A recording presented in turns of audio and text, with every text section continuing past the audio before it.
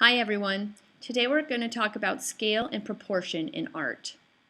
Scale and proportion are another one of the principles of design. Because the terms scale and proportion are both concerned with size, it's easy to get them confused or mixed up. Today we're going to talk about the definition of both and how they're different from one another. Scale refers to the size of an object, a whole object, in relationship to another whole object. Proportion, on the other hand, refers to the relative size of parts within a whole. So, part of one object compared to another part of that same object. Let's start with looking at scale. Scale often compares the size of a depicted object compared to its size in real life. For example, a model train is smaller in scale than the real-life object. A model atom is larger in scale than the real-life object. Large-scale artworks can be very impressive, attention-grabbing, and powerful. These large-scale public artworks change the environment in which they are placed. You may have seen these pieces in person, as both are in Los Angeles. The Claes Oldenburg binoculars on the left are actually the entryway to a building in Venice, California on Main Street. The murals on the right can be found in downtown Los Angeles and can be viewed from the freeway.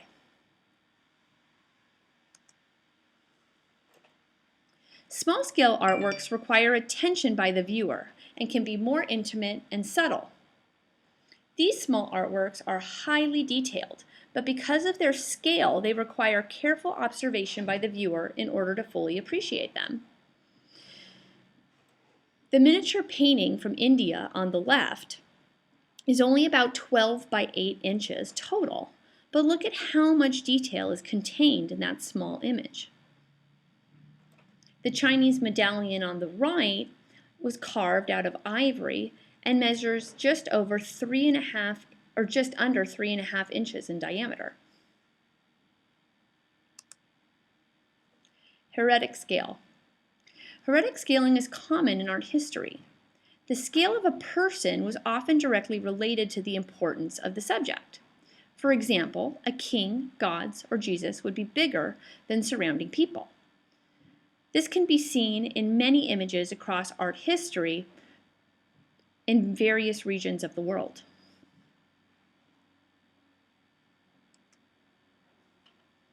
Now let's talk about proportion. Proportion is linked to ratio, the size of one part compared to the size of another part or the whole. Proportions used in the depiction of people are often a reflection of cultural ideology. Here we look at two different sculptures. Constantine the Great on the left shows the proportions with exaggerated eyes. This focus on the emphasis eyes show the cultural importance of the spiritual. Michelangelo's David on the right shows mathematically calculated proportions and emphasizes the ideology of physical form.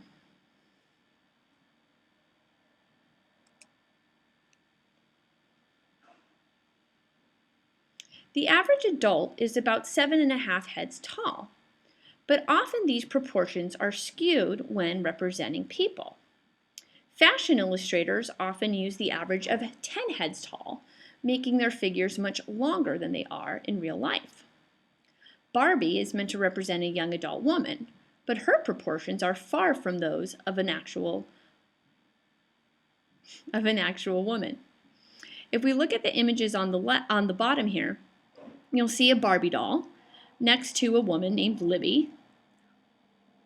And then you'll see two other images of Libby where she has been modified to have the same proportions that Barbie would have. So the first one is Libby, still at 5 feet 6 inches tall, but with Barbie's proportions. And then on the right, if she were to keep her waist of 28 inches, you see how she would end up being 7 feet 6 inches tall. And the rest of her proportions look quite awkward. I've heard that if Barbie were a true woman, she wouldn't be able to stand, and looking at these pictures of Libby, you can see how that would be true.